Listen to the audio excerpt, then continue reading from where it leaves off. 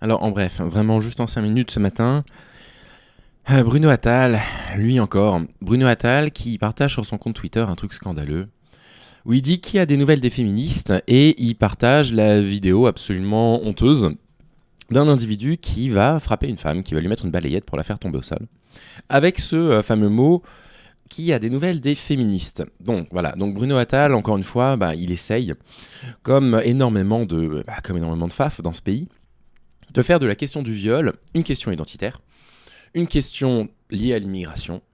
Il essaye de faire en sorte de nous faire croire que le viol serait et que l'agression serait une question finalement culturelle, que nous les occidentaux, les blancs, vous voyez les bourgeois, nous on serait pas des agresseurs, hein. Non.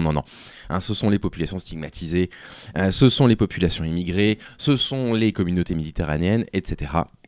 Et il prétendrait, en plus de ça, que nous, on ne s'indignerait pas pour ce genre d'image. Alors déjà, évidemment, qu'on s'en indigne, c'est absolument honteux. J'espère que ce gamin, il va être retrouvé et j'espère qu'il va prendre cher.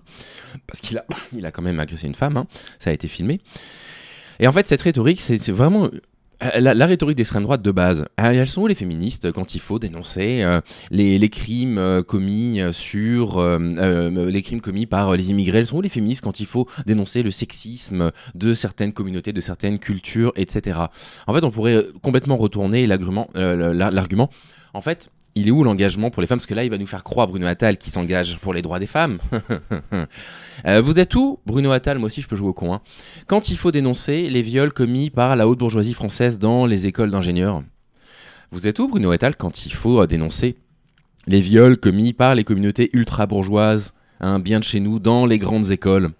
Là, on voit à l'ENS, à Centrale Supélec, à Polytechnique. Vous êtes où, Bruno Attal, quand il faut dénoncer les viols ou les violences que subissent les femmes à Sciences Po, par exemple? On peut jouer au con. On va faire un rappel, encore une fois. Les violences masculines, elles ont lieu dans des milieux dans lesquels on trouve des hommes en majorité. On sait qu'il y a un rapport, mais c'est évidemment parfaitement logique, entre les men's clubs, entre les boys clubs, entre les endroits dans lesquels la culture du viol est très présente et l'agression. Quand vous vivez dans un endroit dans lequel il y a une sorte de culture de l'agression, vous retrouvez des agressions.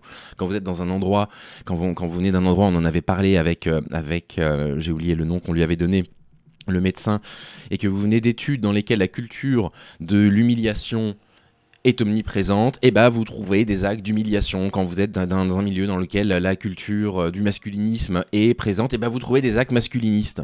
Et donc, en fait, voilà. Encore une fois, vous avez des fachos qui essayent de faire du viol, de l'agression sexuelle, de la violence contre les femmes une question raciale, qui essayent d'en faire une question culturelle. Ils passent complètement à côté de la plaque. Ces gens-là, moi, je trouve qu'ils sont évidemment complètement puants. Moi, je commence à en avoir marre, en fait, de tous ces fachos qui viennent nous interpeller sur Internet en disant « Vous parlez pas de ça, vous parlez pas de ça ». Un petit peu comme si qui ne dirait mot consentirait. Vous voyez ce que je veux dire, hein. On est en pleine réflexion en ce moment, en pleine démarche d'essayer de reconsidérer ce que c'est que le consentement. Est-ce que le consentement suffit dans un rapport sexuel? On sait très bien que non. On sait très bien qu'il faut un désir mutuel, l'absence de surprise, l'absence de contrainte, etc., l'absence de menace. Et eux, ils sont là en mode « Oui, mais si vous n'avez pas parlé de ça, c'est que vous consentez ». En fait, on peut jouer au con, on peut dire exactement la même chose pour vous. Vous prétendez, vous débarquez pour dire oui mais regardez c'est honteux, il y a une vidéo d'un homme qui frappe une femme exclusivement quand l'agresseur est de la couleur de peau, de la culture, qui va servir votre narratif xénophobe, votre narratif islamophobe.